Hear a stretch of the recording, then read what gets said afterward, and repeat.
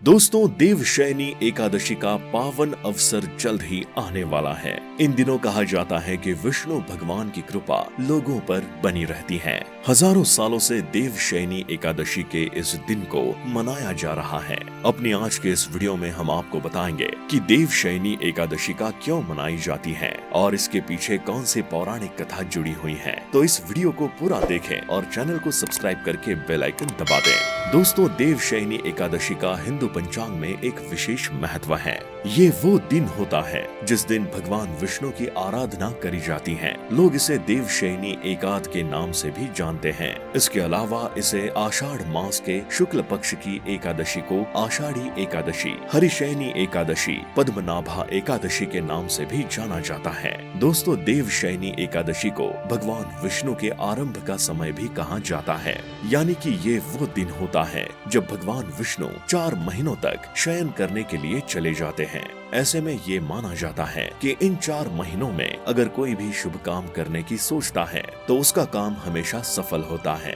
देवशयनी एकादशी का आरंभ जून महीने की 29 तारीख से सुबह 3:18 से शुरू होगा और अगले दिन 30 जून को दोपहर 2:42 तक चलेगा। ये पूरा समय भगवान विष्णु को समर्पित होता है और ऐसा माना जाता है कि इस दौरान अगर कोई व्रत रखता है तो ये उस इंसान के लिए काफी शुभ माना जाता है। आपके रखे गए व्रत से भगवान विष्णु प्रसन्न होकर आपकी मनोकामनाओं को पूरा जरूर करते हैं। दोस्तों, चलिए अब हम आपको आज बताते हैं कि देवशयनी एकादशी को क्यों मनाया जाता है और इससे जुड़ी पौराणिक कथाएं क्या है। ऐसा बताया जाता है कि एक बार श्री कृष्ण से धर्मराज युधिष्ठिर ने देवशयनी एकादशी के बारे में जानने की कोशिश करी थी। जिस समय धर्मराज युधिष्ठिर ने श्री कृष्ण से देवशयनी एकादशी की बात करी तो उस समय आषाढ़ चल रहा था। उस दौरान श्री कृष्ण ने जिस कथा के बारे में युधिष्ठिर को बताया था उसमें सूर्य वंश के एक सत्यवादी राजा का वर्णन था। इस कथा के अनुसार सूर्य वंश में मानधाता नाम के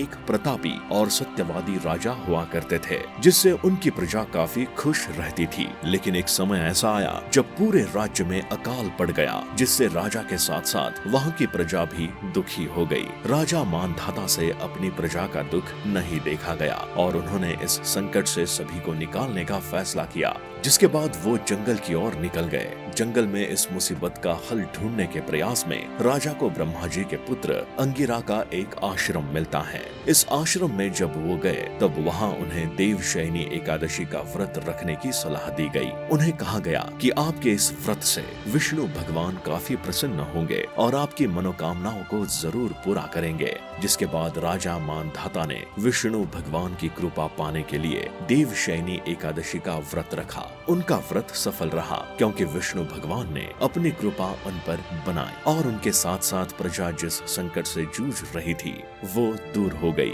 राज्य में आया हुआ अकाल आगे जाकर पूरी तरह से मिट चुका था और फिर इस दिन के बाद से सभी लोग देवशयनी एकादशी के दिन विष्णु भगवान के लिए व्रत रखने लगे। दोस्तों, चलिए अब हम आपको बताते हैं कि देवशयनी एकादशी के इन दिनों आपको भगवान विष्णु की पूजा किस प्रकार से करनी है ताकि वो आपसे ज्यादा पसंद हो सके। दोस्तों, देवशयनी एकादशी के दिन अपनी पूजा पाठ में तुलसी का इस्तेमाल जरूर करें। ऐसा माना जाता है कि अगर तुलसी के बिना भगवान विष्णु की पूजा करी जाती है तो पूजा अधूरी रह जाती है। इस दिन आप सुबह उठकर जल्दी स्नान जरूर करें और स्नान करने के बाद साफ सुथरे कपड़ों को धारण करें। नहा धोने के बाद भगवान विष्णु का जलाभिषेक करें और सच्चे मन से उनका ध्यान करें और साथ ही साथ भगवान विष्णु को फूल, चंदन, अक्षत, नैवेद्य अर्पित करना ना भूलें। हमने आपको बताया कि इस दिन तुलसी का उपयोग करना काफी जरूरी होता है। ध्यान रखें कि भगवान विष्णु को इस दिन जो भोग लगाया जाए उसमें तुलसी जरूर मौजूद हो। इसके बाद भगवान विष्णु के मंत्रों का जाप करें और भगवान विष्णु के स्तोत्र का पाठ करें। अंत में भगवान विष्णु की आरती उतारकर पीपल के पेड़ की पूजा करना ना भूलें और अपने व्रत के दौरान पूजा पाठ के साथ साथ कथा करना भी करते रहें। इससे भगवान विष्णु की कृपा आप पर बनी रहेगी। तो दोस्तों, इसी के साथ हमारी आज के इस वीडियो में बस सिर्फ इतना ही। वीडियो को ज्यादा से ज्यादा लोगों तक शेयर करें और हमारे चैनल हनुमान भक्त को सब्सक्राइब करके बेल आइकन भी दबा दें।